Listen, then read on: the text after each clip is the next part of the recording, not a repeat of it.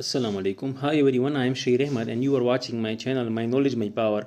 अच्छा जी, आज की इस वीडियो में हम डिस्ट्रीब्यूटिव नाउन के बारे में बात करेंगे, जो कि नाउन की बहुत ही इंटरेस्टिंग और बहुत ही इंपॉर्टेंट टाइप है, जिसको हम ज़मायर तकसीमी भी कहते हैं उर्दू में।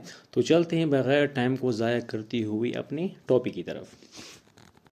अच्छा, डिस्ट्रीब्यूटिव प्रोनाउन जिसको हम ज़मायर तकसीमी भी कहते हैं, तो चलते हैं इसकी डिफिनीशन की तरफ। A noun that refers to person or things one at a time, यानी ऐसे ज़मायर जो ज़्यादा अशख़ास या अशिया को ज़ाहिर करे लेकिन एक वक्त में वाहिद के मायने दे, उसको हम क्या कहते हैं? ज़मायर तकसीमी कहते हैं। ठीक है, यानी इसको हम ये भी कह सकते हैं कि ऐसे अल्फाज, ऐसे प्रोनाउन जो एक ग्रुप में से किसी एक शख्स, जगह या चीज़ के लिए इशारा करें, उसको हम क्या कहते हैं? डिस्ट्रीब्यूटिव प्रोनाउन कहते हैं। ठीक है, अब ये कितने वर्ड्स हैं? ये सिर्फ 3 वर्ड्स है। ठीक है ना, सिर्फ वो हमारे साथ कौन कौन से? ईच, ईदर, नीदर, या इसको हम आइदर नाइदर भी कह सकते हैं, बोथ और करेक्ट। ठीक है, इसको हम डिस्ट्रीब्यूटिव प्रोनाउन कहते हैं। तो ये 3 ऐसे लफ्ज़ हैं जो एज ए डिस्ट्रीब्यूटिव प्रोनाउन किसी सेंटेंस के अंदर इस्तेमाल होता है। अच्छा, ईच जो है वो हर एक के लिए इस्तेमाल होता है। ठीक है, यानी हमारे साथ एक ग्रुप है, उनमें से हर एक के लिए हम बात करते हैं, उसके लिए ईच इस्तेमाल होता है। अब ईदर और नाइदर ये तब इस्तेमाल होते हैं जब किसी चीज़, शख्स या जगह की तादाद 2 हो। ठीक है, 2 के दरमियान हो, तो उसको मतलब हम क्या कहते हैं? ईदर और नाइदर, उसके लिए हम इस्तेमाल करते हैं। लेकिन अगर वो 2 की तादाद 2 से ज़्यादा हो, तो इसके लिए हम जो है ना इस्तेमाल कर सकते हैं any, no one, none, etcetera. ठीक है, तो चलते इसकी एग्जाम्पल से इसको मज़ीद समझते हैं। तो फर्स्ट वन है, each of the boy has a book. हर एक लड़के के पास किताब है।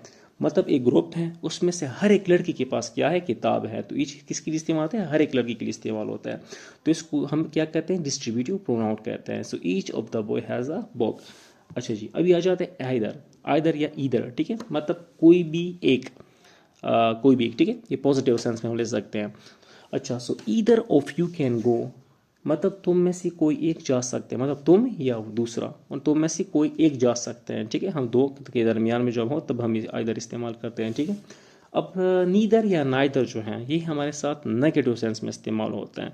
इसका मतलब है कोई भी नहीं। ठीक है, so means neither of them is here, इनमें से कोई भी यहाँ नहीं है।